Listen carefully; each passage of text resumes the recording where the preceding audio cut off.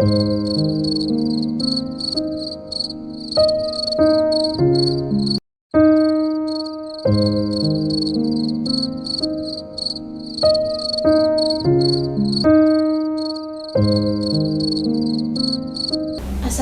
warahmatullahi wabarakatuh. Waalaikumsalam warahmatullahi wabarakatuh. Jadi saya mau tanya dari itu ya Pak, perkenalan dari nama, usia, alamat sama jabatan Bapak di Mushola Al-Muhsin ini. Kalau nama saya, nama lengkapnya Muhammad Rifai.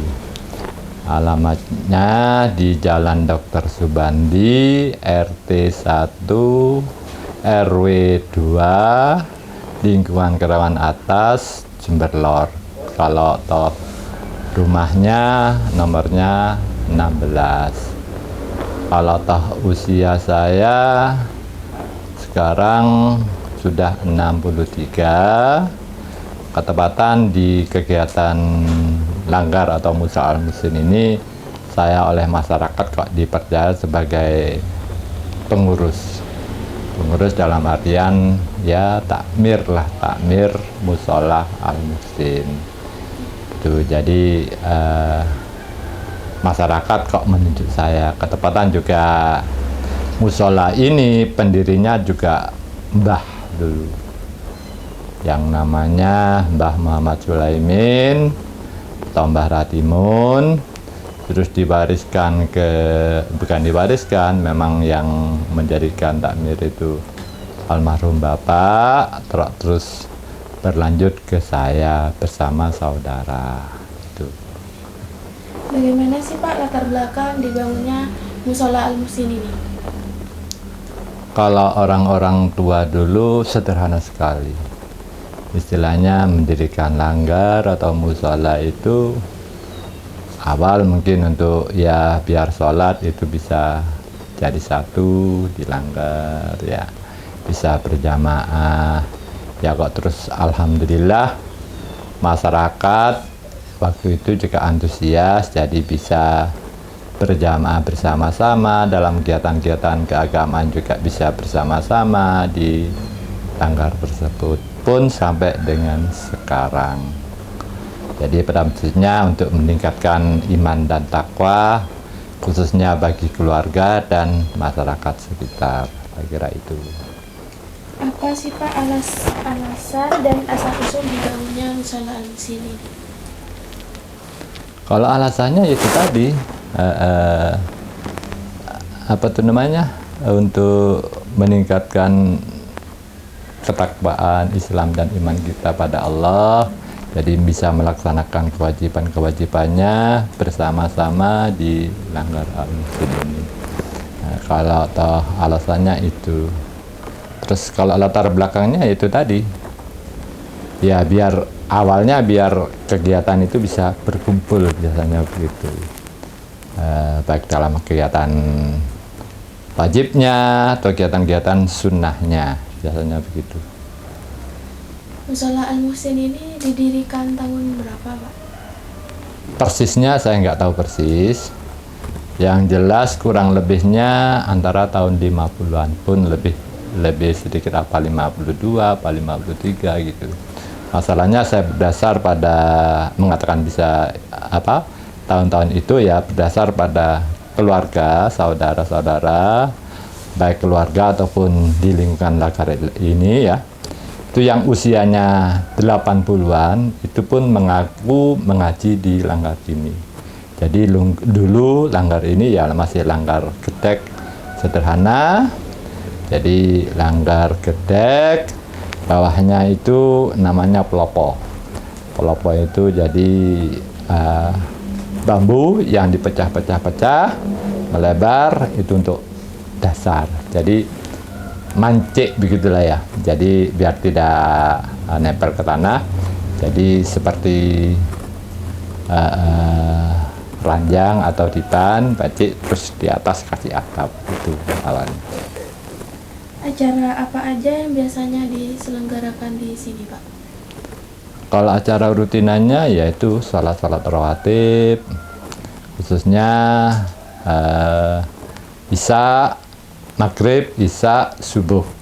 Kalau duhur dan asar itu kadang-kadang karena banyak kegiatan itu jarang sekali. Jadi yang rutin yaitu maghrib, isya, dan subuh. Terus setelah dan pada itu kegiatan sunnahnya biasanya kalau toh malam Jumat itu bapak-bapak dan ibu-ibu pengajian rutinan, yasin, tahlil ataupun selawatan. Terus khusus untuk ibu-ibu biasanya malam Rabu ba'da sholat maghrib. Terus plus kegiatan-kegiatan yang lainnya seperti halnya pada hari-hari besar Islam, baik itu Isra Mi'raj, Maulid Nabi, Nisfu Sa'ban, atau kegiatan-kegiatan yang lainnya, itu kita juga melaksanakan. Pun termasuk kegiatan ini, kegiatan sholat Id itu setiap tahun. Jadi sholat Idul Fitri dan Idul Adha itu meskipun di sini musola atau langgar itu tetap melaksanakan dari mbah dulu. Jadi kita sebagai pewaris juga tetap melaksanakan. Itu. Bisa dikasih motivasi buat penonton, Pak? Begini, yang jelas kalau toh sekarang masjid dan musola itu di mana-mana sudah bagus-bagus semua. Jadi saya hanya berikan motivasi baik itu untuk diri saya ataupun yang lainnya, karena hidup di dunia ini hanya sifatnya sementara. Jadi yang kekal dan abadi itu nantinya di akhirat. Jadi kita memang sesuai dengan dakwahnya kiai-kiai ya kita berusaha hidup di dunia ini sebaik-baiknya, sebahagia-bahagianya. Cuman jangan lupa di akhirat kita juga harus ingat. Karena apa? Hidup dan mati kita itu Allah yang menentukan takdir.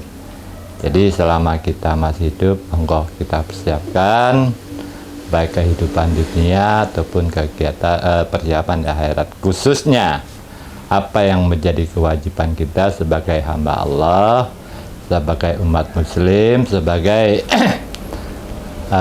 umat Rasulullah, ya kita ikuti. Baru kalau toh itu kita sudah bisa mengikuti, insya Allah kita selamat baik di dunia ataupun di akhirat. Saya kira itu. Sudah. Terima kasih Pak atas waktunya. Sama-sama. Kurang lebihnya saya mohon maaf. Kalau Anda benarnya itu semata-mata dari Allah. Kalau toh ada kurang dan salahnya itu Rifai yang berbicara.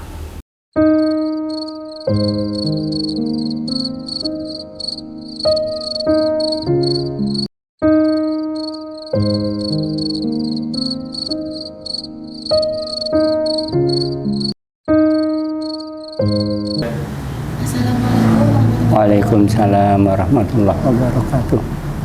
Jadi pertama itu perkenalan ya Pak, dari nama, usia, alamat, sama jabatan di musola ini. Nama saya Muhammad Rajai. Jadi usia 74 tahun sekarang. Kalau masalah jabatan, saya di sini memang guru ngajinya. Yang di musola ini lama sudah, kira-kira 6-7 tahunan di guru ngaji ya di sini. Alamat ya Jalan DR Subandi, RT 1, RW 2, Kreongan Atas, Patrang, Jember. Ya, ke pertanyaan ya Pak. Iya. Bagaimana Bapak memandang peran guru ngaji dalam membentuk karakter dan moral anak-anak? Guru ngaji di sini tuh Pak ya,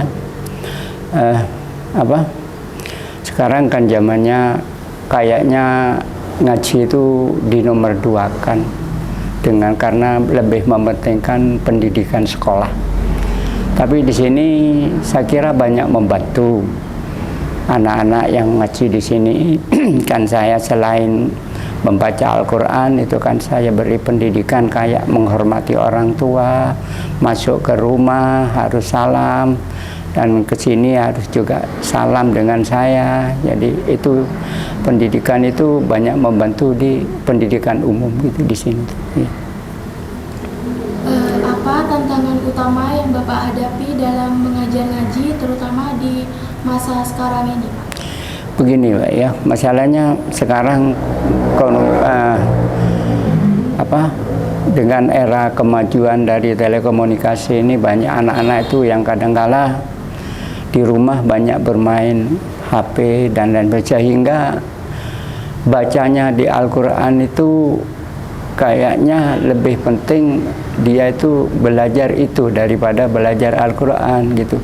Jadi mereka itu kadang-kala ke sini bawa HP, tapi saya singkirkan. Jadi banyak mengganggu sebenarnya pada anak-anak, sehingga kadang-kala pernah membaca itu kayaknya dengan hurufnya itu istilahnya bacanya nggak ke hurufnya. Jadi sampai saya tanya, kamu di rumah sering main HP? Ya, hentikan dulu sejenak gitu kan, kurangi saya gitu, biar membaca Al-Qur'annya tidak hurufnya, biar membacanya tuh biar fasih saya gitu kan. Itu. Apakah pemerintah ikut andil dalam memberikan kesejahteraan bantuan untuk guru ngaji kayak dibayar gitu? Begini nih Mbak ya, saya selama ini ya bisa diinfus kemana saja. Saya selama ini mulai tahun berapa itu, sekitar 6 tahunan lebih ke sekarang, saya nggak pernah menerima honor guru ngaji. Kayaknya memang diajukan dengan teman-teman, tapi ada yang ngedang di sana. Saya biarkan aja, permasalahannya bukan, saya pikir kalau bukan haknya dia menerima, biarlah, nggak akan barokah. Nggak pernah saya menerima itu. Saya mengaji di sini ya bukan, kalau masalah uang itu ya anulah, siapa yang nggak butuh, tapi saya maksud saya itu saya harapkan di akhiratnya nanti, karena dengan anak-anak bisa membaca dari saya yang ngajar itu, mungkin saya sampai anak-anak itu bisa, sampai kapan saya akan mendapatkan pahalanya itu. Bagaimana Bapak memastikan agar pembelajaran ngaji tidak hanya menjadi rutinitas, tetapi juga membangun pemahaman bagi anak-anak terhadap nilai agama? Begini Mbak ya, saya di sini nggak cuman mengajinya yang saya ajarkan, anak-anak itu sebagai bekal besoknya di hari dewasanya, sampai hari tuanya. Saya pelajari juga kayak ayat-ayat pendek untuk bekal dia untuk sholat, dan doa-doa sekaligus. Itu saya ajari sampai di sana, agar dia tuh bisa untuk bekal besok sampai ke hari kanan Mbak ya. Kalau sholat akan disunahkan membaca surat pendek umumnya. Itu anak-anak di sini udah banyak yang hafal, kalau nggak salah 15 surat sudah hafal.